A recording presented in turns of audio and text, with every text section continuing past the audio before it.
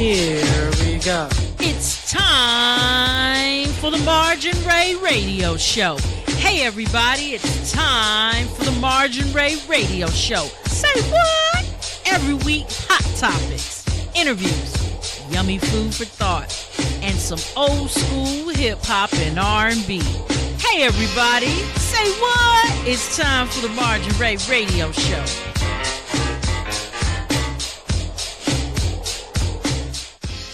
All right, I am so excited. I got the Bufords on the phone. How are you doing, Pastor Kevin and Pastor Zachlin? We're doing good, Marge. How are you today, sis? I am blessed. Yes, I am so happy. You know, we are going to talk about a very sensitive topic. It's October, Domestic Violence Month, and you both have been affected by this topic. And before we get straight into it, I want you both to, tell everybody, who you are, where you're from, and how you kind of, were brought up and what you do for a living. All right. That sounds good. I'm going to let my wife start. Ladies first. Right. Yes. Ladies first. Good. Pastor Zachlin, originally from Indianapolis, Indiana, and then relocated to Detroit, Michigan, where I lived there for 17 years. And as of last year, my husband and I have relocated to the greater North Atlanta, Georgia area to start a ministry here in this area. Well, see, my wife, she's from the Indy. She's from the Circle City, Indianapolis. Right. Man's right here past the K. I'm straight off the northwest side out of Detroit. I'm talking 8 Mile in Wyoming. That's how we roll. We both from the D, so you know how we roll. I was raised in a house. I have 5 siblings, 4 brothers and 1 sister, and I'm almost the youngest. My mom and dad were married, stayed together the whole time until my father passed in 97. My mom's still alive, still living in Detroit, still, representing. I'm trying to get her to come down here to Atlanta area, but she won't do it. And again, my wife, she already said we moved down here. The Lord gave us a vision to come down here to the greater Atlanta, Georgia area and start a church. It's called Zion's Remnant Ministry, and we co-pastor, we tag team pastor, and we just down here non-denominational, bringing glory to God, trying to win souls over for the kingdom. Well, let's dig right into the domestic violence piece. Now, both of you have been affected by it, like I said earlier. Now, tell me, Pastor Zachlin, how did you meet your attacker or the person that violated you? Well, both of my parents were pastors as well, and so I was a pew baby, grew up in the church, but believe it or not, I met the person that I had issues with in church. Wow. And at a very, very young age, and he watched me. I want to say I was 11 years old when I first met him. He was much older than me, and when I turned 16, he finally approached my parents and said that he had interest in me. And so by just turning 17, I found myself marrying a guy that I barely even knew. Wow, it's almost like an arranged kind of situation or marriage, it sounds like. That's right. Wow. And being so young, that's, sometimes we were taught in the past, you got to stay right with God, so don't do this, don't do that. So in an effort to stay right with God, I got wrong with marriage and got married way too soon. And what about you, Pastor Kevin? How did you meet your attacker or violator, should I say? I was in the church too, but I wasn't in it like my wife now. So I met the young lady that I ended up, having the situation with in the hood. I was at, it's so funny, growing up in the hood, you run into any and everything. So I was in the neighborhood. She lived in the neighborhood, and a mutual friend, one of her friends, actually introduced us. She was like, "Oh, I want you to meet my friend," and that's how I ended up meeting her. Now I want to be clear. Now here's the thing. It seems like every October, should I say, we're expecting the females to represent when it comes to domestic violence. But Pastor Kevin, I want to be clear that you were the one that was the victim at the time, right? Not your wife or ex-wife, should I say. It was you that was being abused. Raised like a man's supposed to be raised, that a man is never supposed to raise his hand man or put his hands on a woman. And I'm proud that I can stand in front of God and say that I've never put my hands on a woman. Wow. Unfortunately, I'm not proud of it, but it's the truth that I suffered, at the hands of this woman. And you're right, most of the time you don't hear men. I guess maybe some of us are not comfortable enough to talk about the fact that we are involved, but I believe that if people with men would open up, quite a few have been, involved in or a victim of domestic violence where they were not the aggressor, where they were actually the ones who were abused in a relationship. Right, absolutely. Now, Pastor Zachlin, tell me, what kind of person was your, I'm assuming it was your ex-husband, of course, like you mentioned, and, and just tell us, like, when did you first notice something was wrong, with this person? Well, I was extremely young, so I was very naive and green, but I just knew things were not adding up with him. He was a very deceptive and conniving person. Like, he really knew how to manipulate people to get what he wanted. And so I could kind of identify that was what was happening with me, with the whole getting married so young, and even he made a statement that he was marrying me young because I had potential to be the woman of his dreams. Right. So he's obviously going to try to mold and make me into what he wanted. And so there were red flags going off all over the place, when I look back. But it was immediate. I was so young, I didn't even know. I had no idea what I was getting myself into. Wow. And what about you, Pastor Kevin? Well, before I married her, see, we were young, too. When I met her, I was still in high school. I was a senior in high school. And we connected after I graduated. That's when we started dating and whatnot. But back in 1992, something happened in my life where I was facing some tough situations, and I got a chance to see who this person really was. So that was when she kind of showed herself to me, but I pushed past it, thinking that it was just a one-time isolated incident, that, this wasn't going to happen, because it was, to me, out of character for her. But I found out as life progressed on and as we were together that this really was her character, and what I was seeing before was like a hidden, thing. It was different. She was masking who she really was. Pastor Zachlin, to my understanding, you are a recording artist, and we're going to play one of your songs, "Been There," during the break. But tell us, how did this song come to be? This song was truly birthed out of my pain. It talks about situations that I've gone through, and once God brings you out of terrible situations, He puts a fight in you that you just look back and you say, I'm never, ever going back to that. At one point in the song, I say, you couldn't pay me to go back. And so that's where Been There came from. Most of my songs are written from life testimonies and what I've gone through personally. All right, you heard it here on the Margin Ray Show. Been There by Zachlin. Been there, done that. I ain't messing around no more. I gotta keep on moving. If I ever want to reach my goal, I refuse to be sidetracked. And as a matter of fact, said I've been there, done that. I don't need none of that no more. I'm moving on. I'm more focused than I've ever been. I've got goals I must achieve. Don't got time for negative people. Emotionally draining me because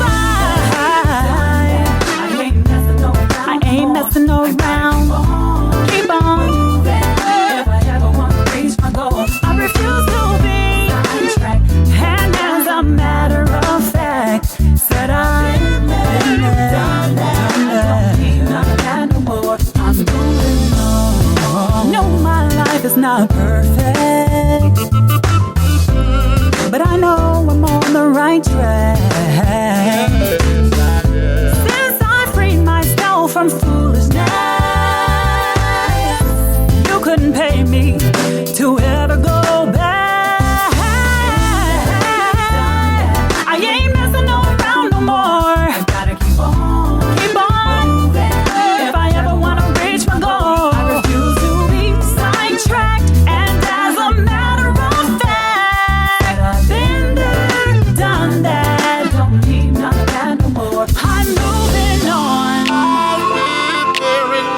I know it's bad. Everybody turn around now. I've got so much I want to do. I gotta keep my focus. Said I've been there, done that. I ain't messing around. No. Moving, if I ever want to reach my goal, gotta keep moving on. As a matter of fact, done that. Yeah. Not that no more. I'm been there, done that. Does anybody know what I'm talking about? If I ever want to reach my goal, I gotta reach my goal. Oh yeah. As a matter of fact, I've been there, done that. See, I wouldn't wanna be ya. Oh yeah. Don't need none of that no more. Don't need none of that no more. I don't need no. I'm moving on. Yes, I am. Said I've been there. I don't need none of that. Oh yeah. I've been there. I've done that. Said All right, we're back, and that was Been There by Jacqueline. I like that name, Pastor Jacqueline. I liked it. That's pretty. But anyway, we were talking about domestic violence. Both of you have been victims, but now you call yourself, what, victors? You're victorious. That's right. Right. You're not victims anymore. And here's a question that I know a lot of people want to know is, how did both of you get out of your situationships? I can tell you that for myself, it truly was nothing but God. I knew probably 10 years before my divorce actually happened that the marriage was over. You know, when physical abuse and turns into just verbal and mental abuse, and you just find yourself deteriorating in the relationship, you cry out to God. I mean, that's what I did. You can resort to your flesh trying to handle the situation, or you can say, God, I got myself in this, but I need you to get me out. And when you do that, you have to wait on Him to bring you out. And that's exactly what happened to me. It took time for my release to come where I finally could get away from my abuser. But when the Lord released me, I hit the deck running and I never looked back. All right. That's what's up, sister. Yeah. What about you, Pastor Kevin? What was your escape plan? You know what's funny? The woman who I used to be married to actually helped me out. At the end, she left me before I did. But I tell you, I went through so much. We were together for a total of 14 years, married. But from the beginning, it was bad. I think I told you at the beginning, my father died in 97. And it was so bad that the day that I buried my father, in 1997, this woman came up in front of my entire family and cussed me out. I mean, went off. Yes, there was one incident that really stands out. I was helping a friend of mine. He had bought a boat, and we were working on it, and time got away from us. It got to be around 11:30 at night. So I called her and told her, I said, hey, I've been over here working on this boat. I'm headed home. When I got home, she met me at the door, punching me, hitting me, scratching me. She scratched me so bad that I left. I couldn't stay there, so I went back down where my friends were. They were still there at the boat because they had planned on staying there. And my one friend, when he saw me, he said, man, it looked like a bobcat got a hold of you. That's how the woman had beat me and scratched me. So I remember excuses for her in front of my family and friends, you know, saying, this happened, a tree fell on me, things of that nature, you know, trying to cover up cover it, yes. Say that and I hope that, you know, there's some men out here listening saying, don't stay in a bad situation. I stayed in it because I had children. I suffered in silence. I covered for this person and made excuses. Only my closest best friend really knew what was going on, and it was him who helped me. It's ironic enough that I was with him when she left. I went to my cousin's wedding in Memphis, Tennessee, And when I got back to Michigan, my house was cleaned out. She took everything. She left me with one plate, one knife, one spoon, and a bunch of plastic cups. Wow. Trifling. After kicking up for 14 years.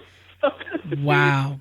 And and see, that's what, like I said, a lot of people want to know, how did you leave? Because let's be realistic, there are people in these situations now, okay? So not only, you just told us how you left, or, your exit plan and so forth, but what about recovery? Or forgiveness, should I say? Have the both of you forgiven your exes? Absolutely. Honestly. Absolutely. We teach, we have a healing and deliverance ministry, and the beautiful thing about it is we are very transparent with our testimony, and we tell people that you forgive first for yourself. Yes. Because when you forgive that person, you take back the power from them. They no longer can intimidate you, or no one can intimidate you. You have a clear conscience with God, and the scriptures in the Bible talk about we must forgive so that we can be forgiven ourselves. Okay. So unforgiveness, to harbor that, is not even an option. Gotta let it go. That's right. Now, does that include do you still have a relationship with them, with your exes? We keep our relationship strictly business with the children. The only time I ever have any contact or whatever with the children's father, and we also do not call them like my ex or my ex-husband or whatever. We've cut the line there. They're not our nothing no more. Those are the children's mother or the children's dad. But, we just keep it about the children moving forward. We're committed to each one of our children having successful lives. We are the Brady Bunch. So Kevin had 3 and I had 3. Okay. So altogether we have 6 beautiful children that we are raising and rearing in the fear. That's awesome. That's awesome. And that is truly a work of God, because I know that was not easy. It didn't happen overnight, right? Okay.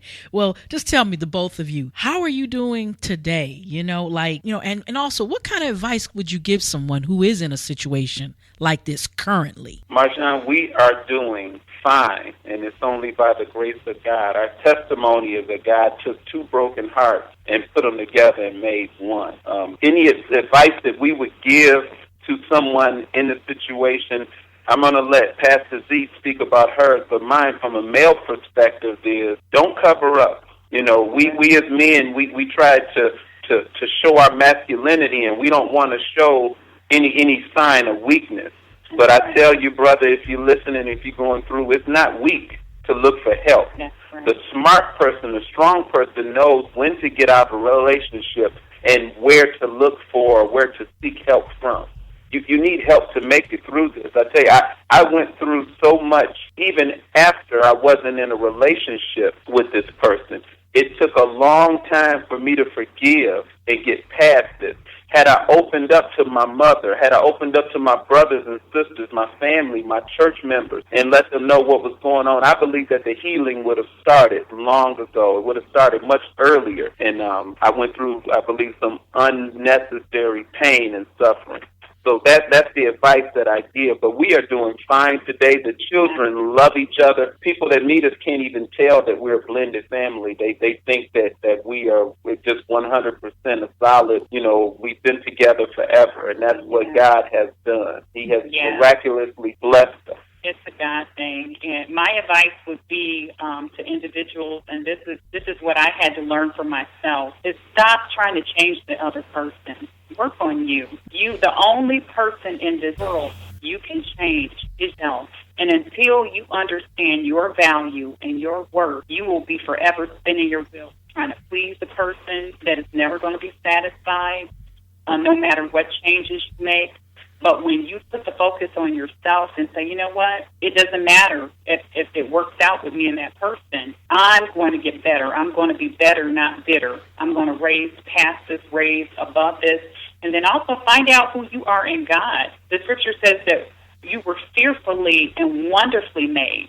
I am now a Christian model, and I give my testimony to people that I suffered with low self-esteem for over 10 years. I thought I was nothing, because that's what I was told by a man. But when you let someone put something in your head and you can start to believe it. And that will stop you from your full potential or ever being successful. And so now the sky is the limit. It's wide open. We have crazy faith. We believe God for anything. And we don't just believe him. We sit back and we watch him answer our prayers. I mean, you guys are walking testimonies, and I just thank you for coming on the show and sharing your story. So, Pastor Kevin, tell us, is this the first time, is this like an exclusive to my understanding? Marge, this is definitely an exclusive.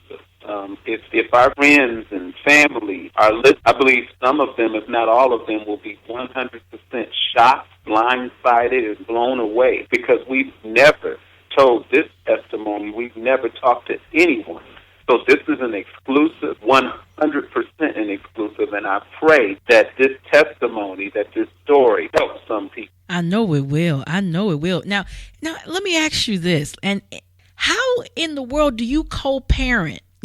Okay, we talked about you left the relationship, or the person left you, or you left them, and now you've healed, you've forgiven them, you've moved on. But how do you move on when there's children involved? And let's be real. Well, I would say definitely with a lot of prayer, and it's all about the children, making sure that they make it and have a successful life. And so one thing that Kevin and I have agreed is that we will never badge the children's parents, the other parents, the mom or dad, to the children. Let them make their own decisions based off of their observations or what have you. And we keep it strictly in dealing with the other person that previous spouse. We keep it all about the kids. There's nothing else to talk about, why you don't like me and why you think I'm not this and that. That day is done. And, leave the past in the past. It's all about raising successful children. And, of course, it is very difficult to have a split home. You see children, they want to be with both parents, but reality is that's never going to happen. But you do what you can to undergird them. Each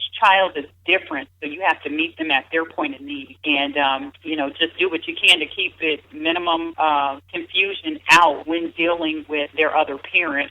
Just try to keep peace. The Bible says strive to maintain peace with all men, and so an ex-spouse is no different. To remove all the love that you to have and treat them like, do unto others as you would have them do unto you. We don't badger them. We would like them not to badger us. We truly try to walk in integrity and are dealing with them. That's awesome. Pastor Z, she talked about how we do now. I'm going to talk about how it was then. It was extremely difficult to be in an abusive relationship and live through it, especially shielding my children from this. The hardest thing, talking about a balancing act now, keeping it away from my mom and my brothers and sisters wasn't as hard because they didn't live in the home. But when you are with someone and the children are there, you have to put on a face no matter. I remember having had incidents where we had altercations and I had to go right away and either take my child to an event or just be there, help my child with homework, give him or her a bath or things of that nature, cook dinner. It's really tough. It's really tough to be in an abusive relationship and shield the children that you love. So that is really hard. My heart goes out to anyone who's in that type of relationship right now. And I thank God for redemption, because I tell you, all the stuff that I went through, it is 1,000 times better now. And I love being able to not have to hide how I really feel about my wife now. My children, all 6 of them, they know that I love the woman that I'm married to right now. And I couldn't say that back then, and it was just super tough. If you're just tuning in, I'm talking to Pastor Kevin and Pastor Zachlin, and they are domestic violence victors. That means they have already won the war when it comes to this domestic violence situation. And I just pray and hope that somebody out there is listening and can take what it is that they're saying and use it. But before we leave, please tell us, Pastor Z and Pastor K, how can people reach out to you? How can they find you? How can they go to your church and, buy your album and so forth, Pastor Z and Pastor K? All right. Well, we have 2 websites. The first website is Zachlin.com. That's ZACKALYN. And then we have the church website, which is Zion's Remnant. bufords.com. Both of those websites are linked together where you can get information for the location of the church and service times, and also the music. We have released a single for It's Getting Better, and that is available on iTunes, Amazon, Google Play, and all other places where you can find music. And the EP project will be released very soon, probably in another month or so. Right. Well, thank you so much. And Zachlyn, you have another song. You blessed us with Been There, but you have another song called It's Getting Better. Tell us about that song. It's Getting Better was a song that the Lord gave me to write just to encourage people that although your life and your situation may not be perfect right now, with God, all things are possible, and it truly is getting better. And leave the pain in the past, move forward, become everything that God has ordained you to be. And I pray that this song really encourages someone. I'm breaking bad. I'm giving up the old I had. I'm coming into my new. What about you? Walk into your destiny. He only wants you to be. Reach for the sky. There's nothing too high. At first it may seem strange, but just embrace the change. 'Cause it's getting better. It's getting better. Oh yes. Somehow, in some way, troubles can last away. Hold on to your promise now. It's getting better. It's getting better. Breaking bad.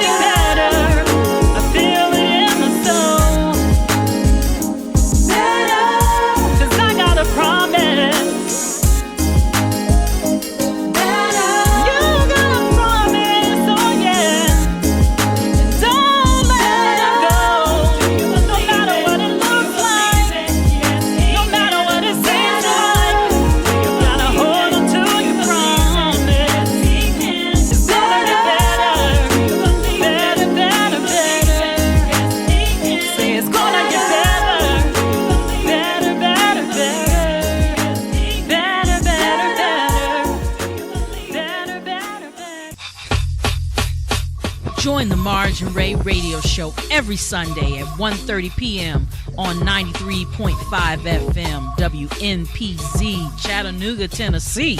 We promise to bring you some of that old school hip hop and R&B, hot topics, some interviews, and some yummy food for thought. So everyone, remember to tune in every week, Sunday that is, to the Marge and Ray radio show.